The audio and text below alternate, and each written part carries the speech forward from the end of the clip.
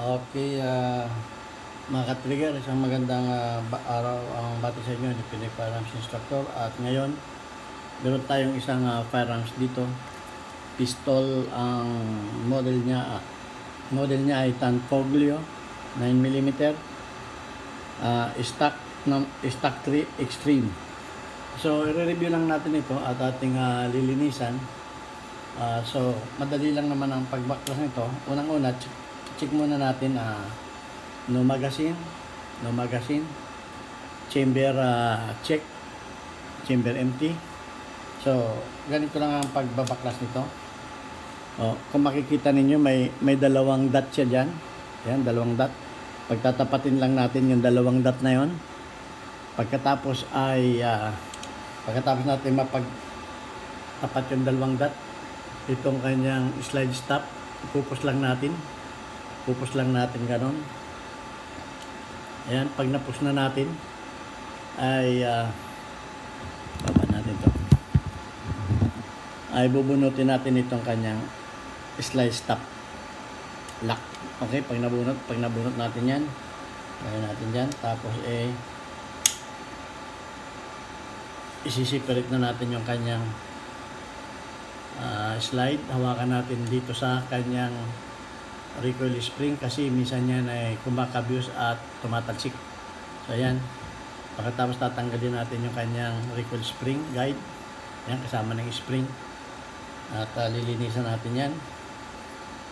At kung mapapansin ninyo ay sobrang dumi na niya, carbon, dami ng carbon.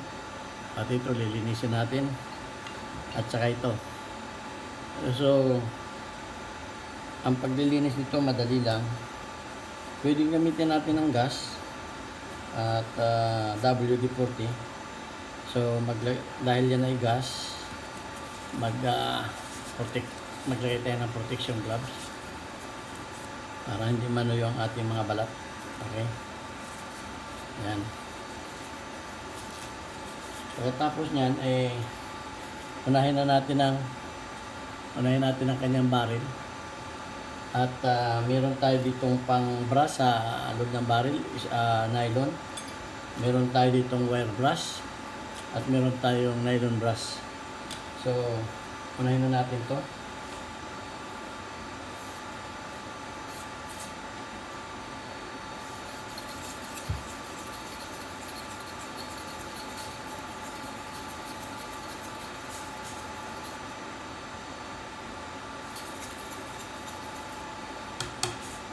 Pagkatapos ay brushin natin siya ng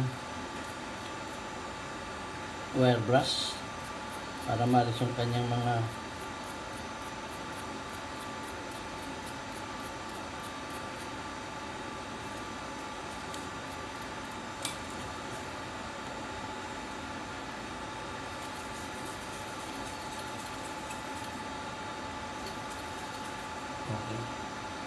ilagay natin siya sa tissue. Ayan. Pagkatapos niyan ay sunod na natin ito. Madali lang malinis ito.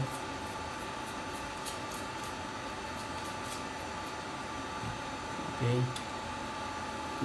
Brushin na rin natin to.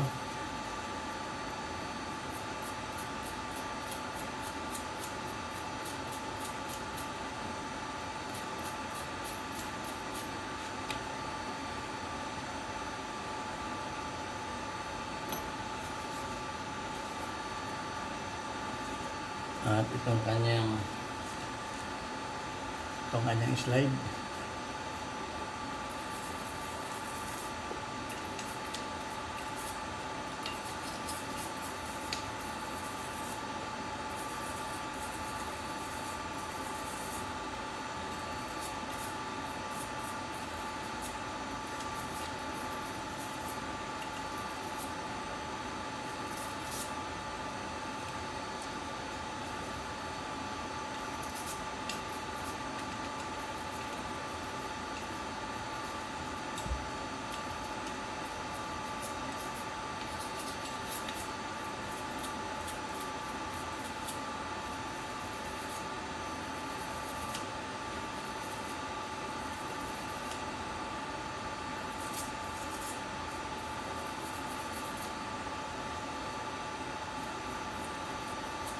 Importante babrasin natin yung mga railing niya.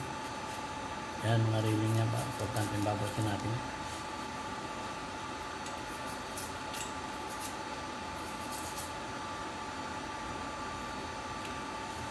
Pagkatapos spray natin WD-40.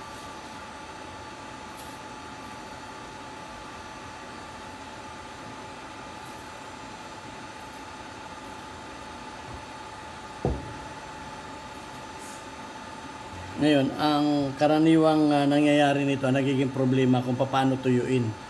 Ngayon, ginagamit namin dito compressor. Ngayon, kung wala kayong compressor, gumamit na lang kayo itong tissue at ipasipsip ninyo yung yan, kakapalan ninyo yung tissue sa loob para sipsipin niya yung mga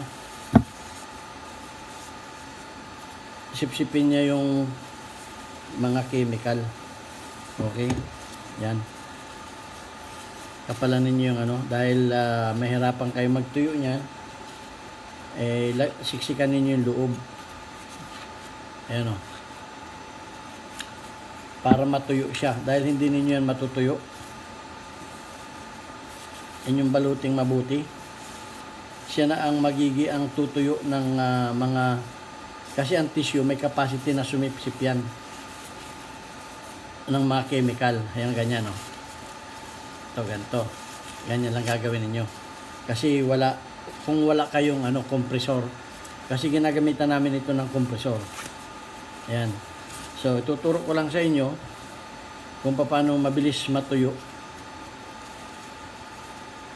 Pagkatapos yan ng mga ilang minuto, masisipsip na niya. Medyo kapalan lang nyo para madami yung masipsip niya. Ayan. Yan din itong ibang mga parts. Ayan. Balutin na rin ninyo.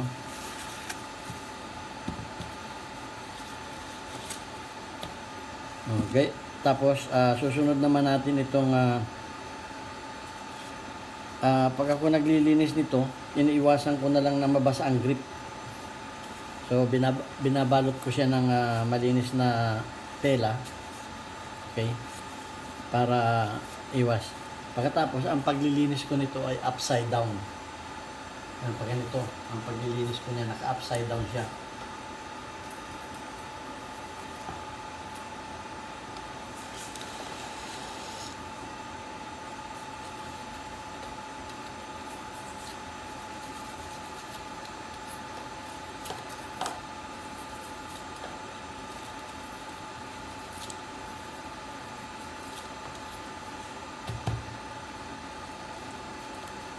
At ang ginagamit ko lang dito ay nylon brush.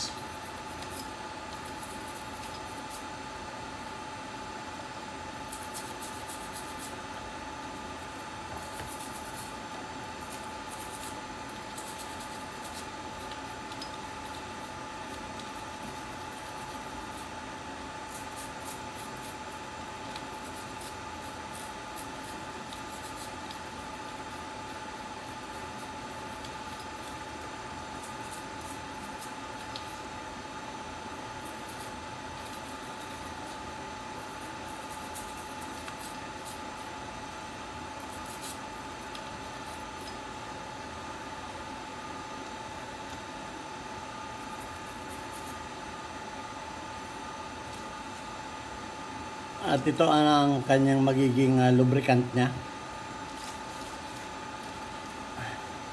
Spray natin loob.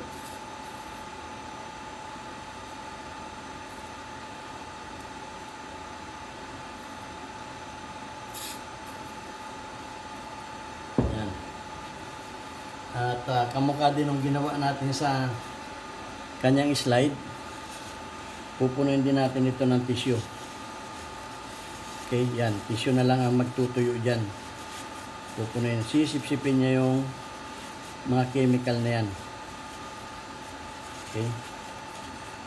Kukuha pa tayo ng ibang tissue. Dagdagan natin.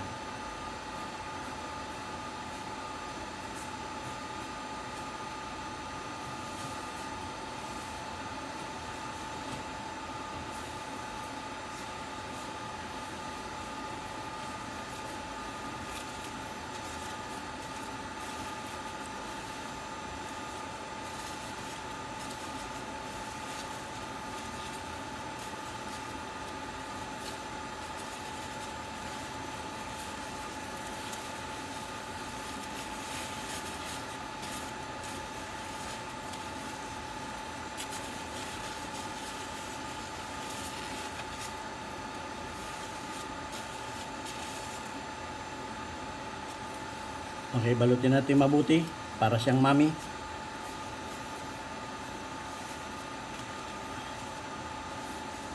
Okay.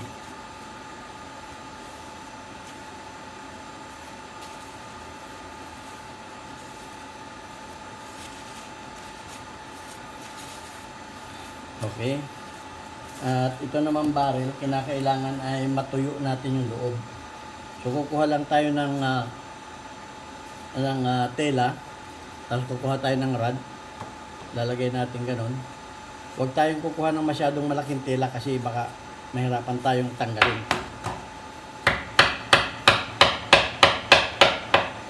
Yan.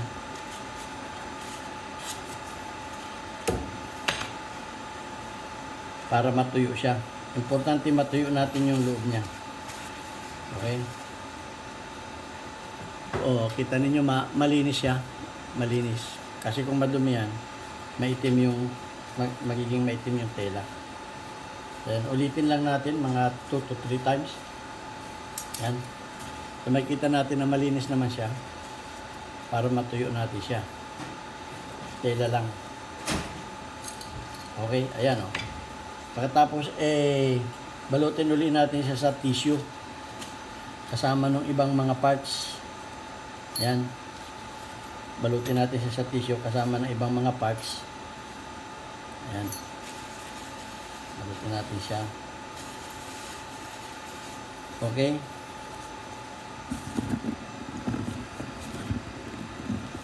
Yan. Kung makikita ninyo siya.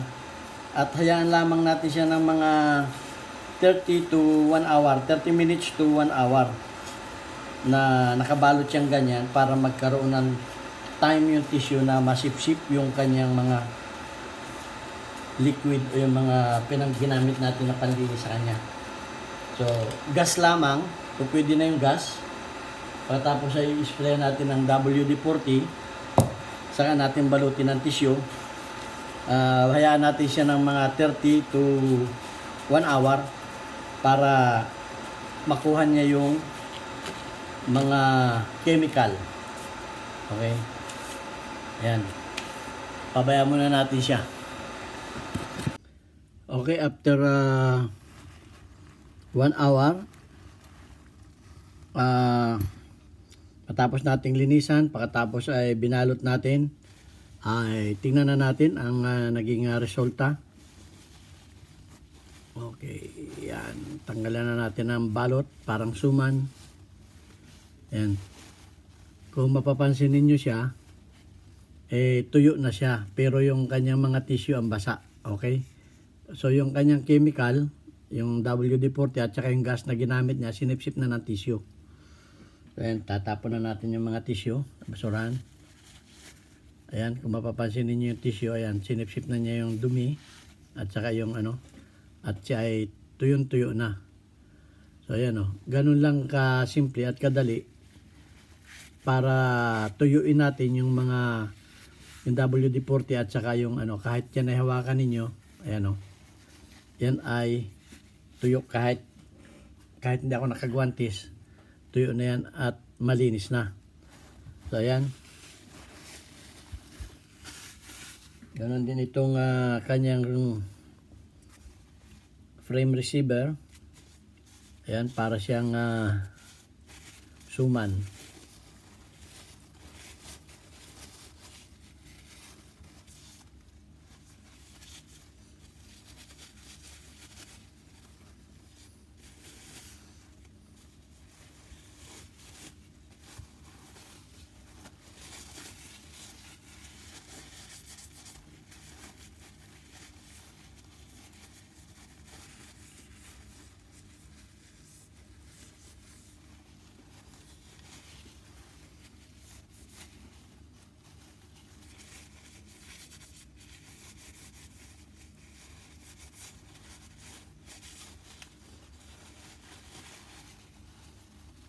So ayan, ganun din siya. At natin.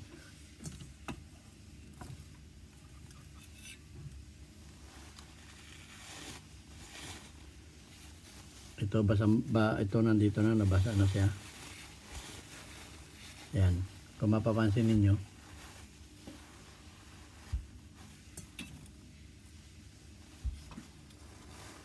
Ayan o, tuyong-tuyo siya. Okay. Ganun lang kadali ang paglilinis ng baril. At ito ngayon ay pwede na natin siyang buuin.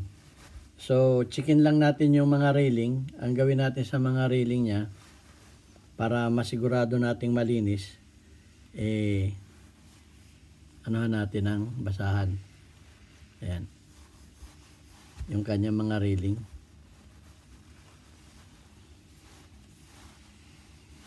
Ganon din yung railing nito. Okay, at checkin natin yung kanyang barrel. Ayan, malinis na yung barrel niya.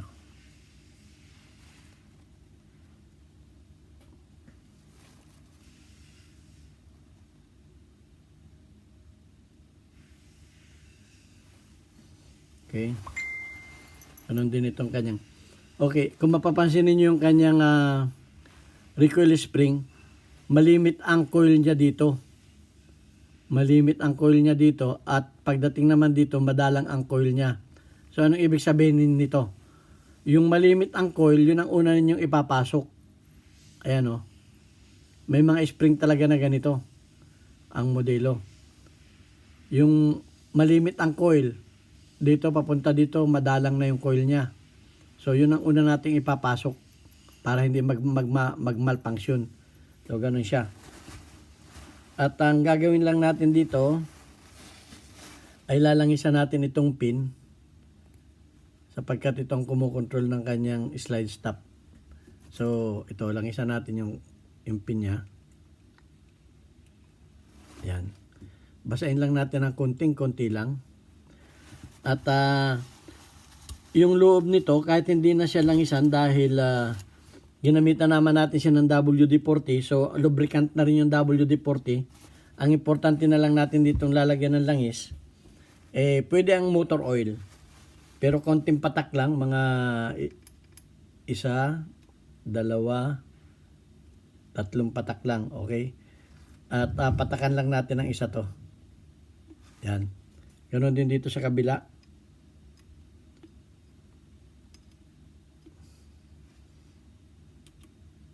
Yan.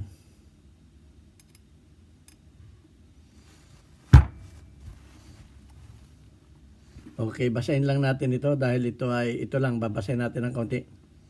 Dahil dito umaano yung kanyang hammer.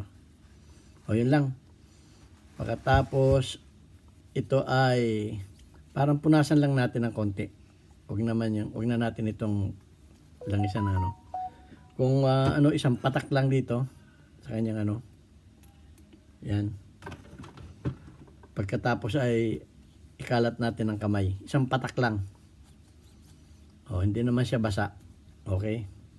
So, bubuhin na natin siya. Ganun lang din ang pagbubuo nito. Yan. Lalagay natin ganun. Si-setting natin. Pagkatapos yung kanyang recoil spring. Yan. At alalayan natin ang kamay. Tutulak natin siya. Lalagay natin siya sa tamang setting. Ayun. Pagkatapos ay ipapasok na natin yung kanyang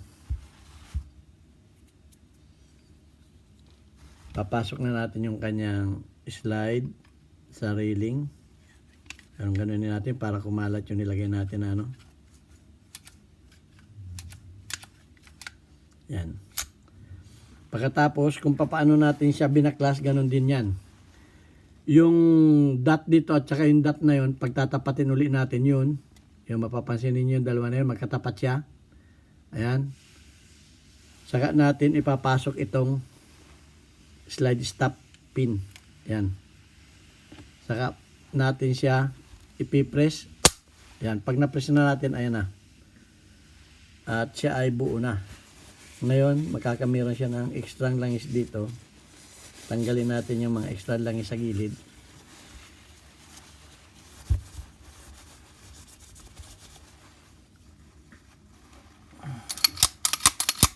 Yan, swabe na siya.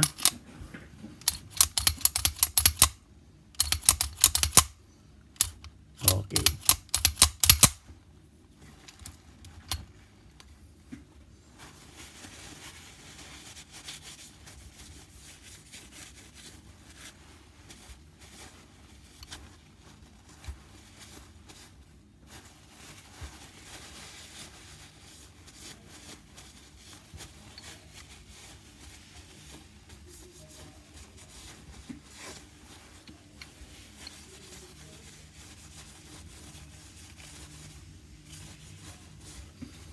Okay, ganun lang kadali ang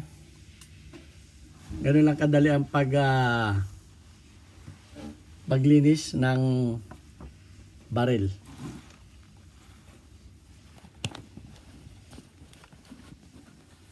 Okay, kung bago kayo sa aking channel, please subscribe and share Pinoy Firearms Instructor.